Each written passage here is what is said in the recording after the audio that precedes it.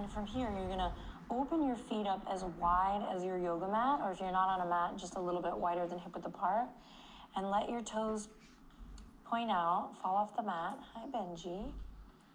And nice and slow, shake it. You're gonna drop your center down and we're gonna come into a nice low squat. Now really deepen your breath here. If you need to lift the heels here, please do. If you need to use your hands, full palm or fingertips on the earth, please do. We are 4 days out from Outlaw Nottingham Full. Plan for today is to just do sort of a bit of a session on the bike, trying to keep some intensity in but sort of reduce the volume so there's very little fatigue being built. So plan for today is basically just some above race pace intervals and then sort of incrementing down into race pace efforts. So yeah, short session, like I say, a little bit of intensity just to wake the legs up and try and not build up too much fatigue because like I say, we're only 4 days away now from my first full Ironman distance event. So let's get cracking.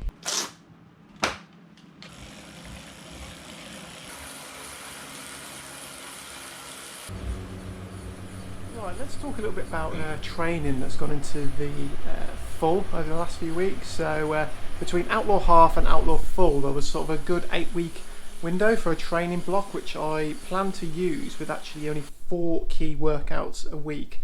The first one being a long swim, which basically meant anything over 3 kilometres down at a lake.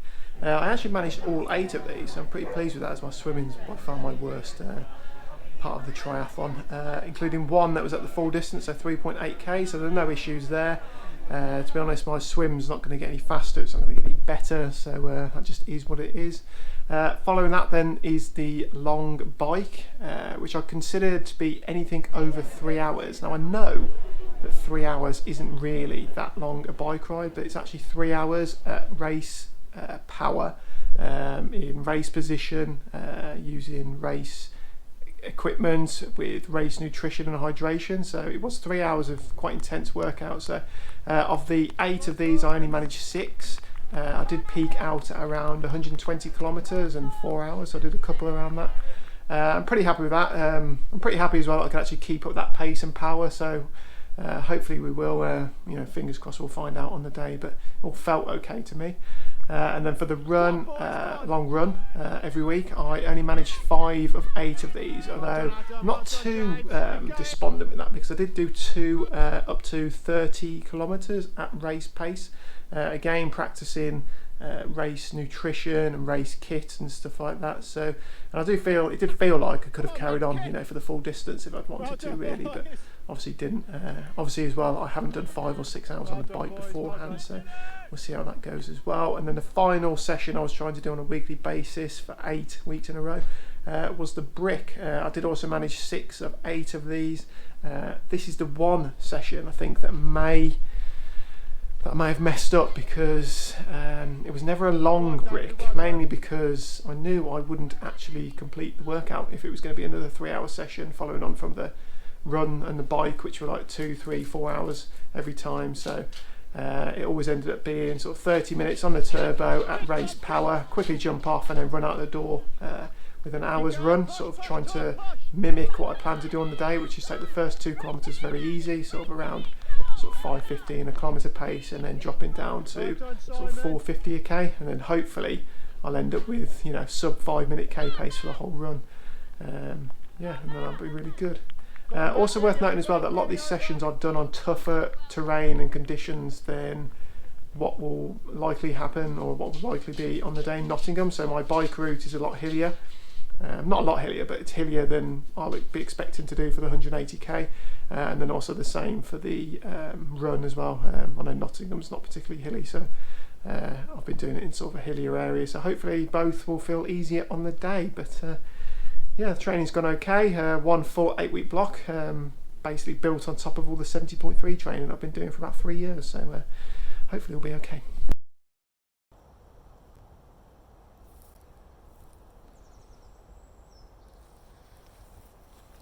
Come here. We were all set in Saint-Gaudin for the next day. The big day in the mountains of the Pyrenees, the first of 2 stages, the final couple of days.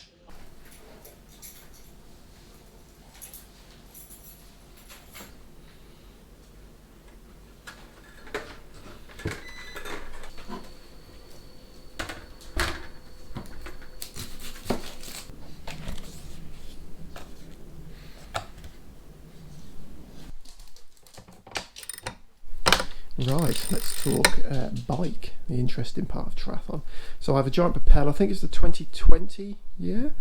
It's the Shimano 105 version. I've got a Stages power meter left hand side. Like I say, it's the giant Propel. It's an aero road bike, and I've added on the official clip-on aero bars. In terms of other add-ons, I've got my NRG wax chain on finally. I couldn't get that on Outlaw for the half, sorry, very annoying. And then I've got the Easy Disc wheel cover, absolutely amazing, highly recommend those. And then other add-ons, I've got the Profile Design front hydration system. It does have a little bento box in the back, don't use that, I've never had anything staying there more than a couple of kilometres. It does leak a lot, but it stays on basically, it doesn't come off. I've had a lot of in between the arm bottles setups where the bottle does eventually come off. And then my Garmin Edge 130 Plus, which I'm going to be using the inbuilt lap functionality every 5 miles. Hoping to try and hit 200 watts, low 200s every 5 miles. I think it'll be a little bit easier breaking it down like that. Also behind the saddle I'll have my little bag, my toolkit. Inside there I'll have things like this muck off BAM spray thing, which if you get punchy you put over your valve and it basically refills the sealant and pumps it back up. Yeah, so I'm running tubeless with the sealant, so hopefully it won't get punchy, and if I do, that'll sort it out. I've also got things like the plug for any bigger holes, and then a couple of gas canisters as well. Then I've got my aero helmet, which I'm hoping won't get too hot. It's got a little bit of ventilation on it. Worst case, I can probably take my visor off, and then on the top tube I've got my restrap sort of bento box, which I'll have all my food and stuff in. So yeah, I think that's it for the bike.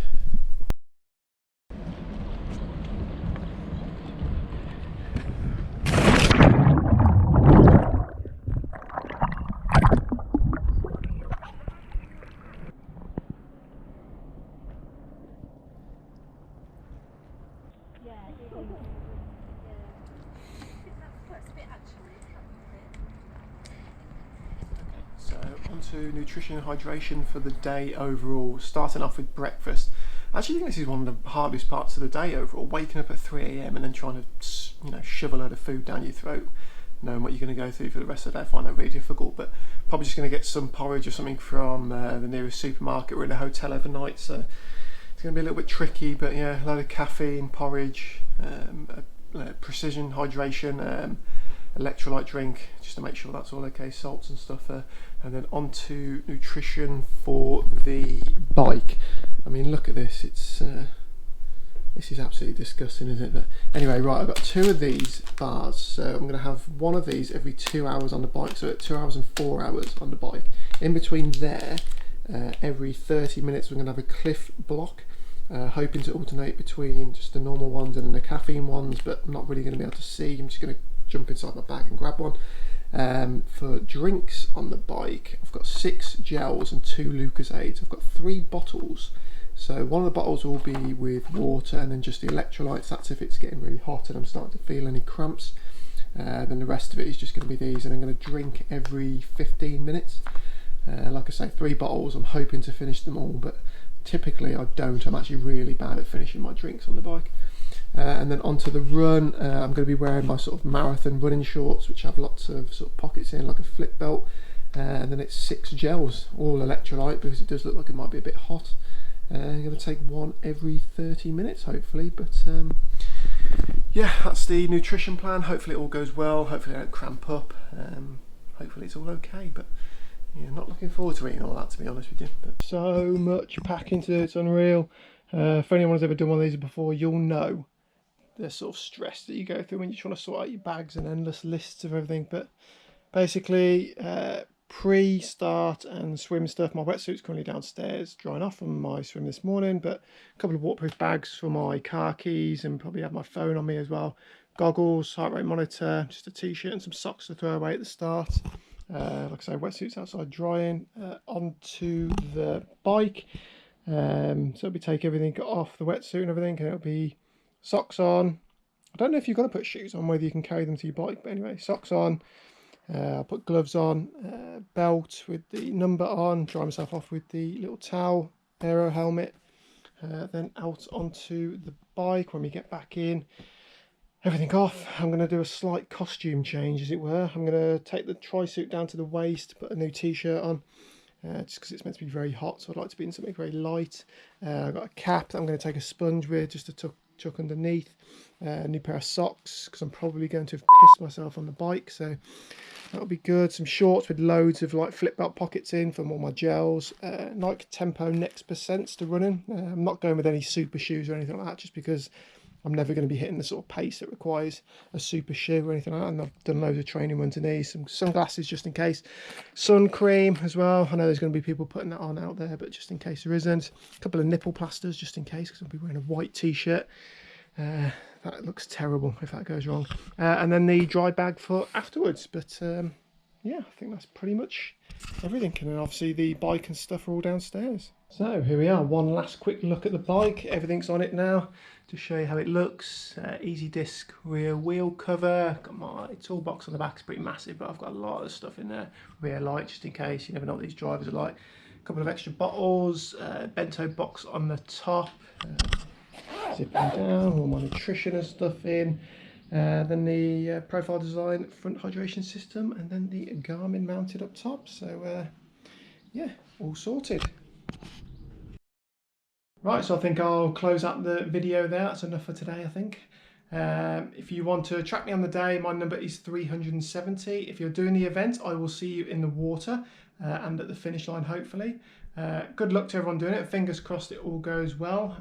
Just looking to get this out of the way now. It's been like 3 years in the making to get to this full distance Ironman event. So yeah, if I don't see you out there, I'll see you in the next video, which will hopefully be a successful race day video. But I will see you in the next one.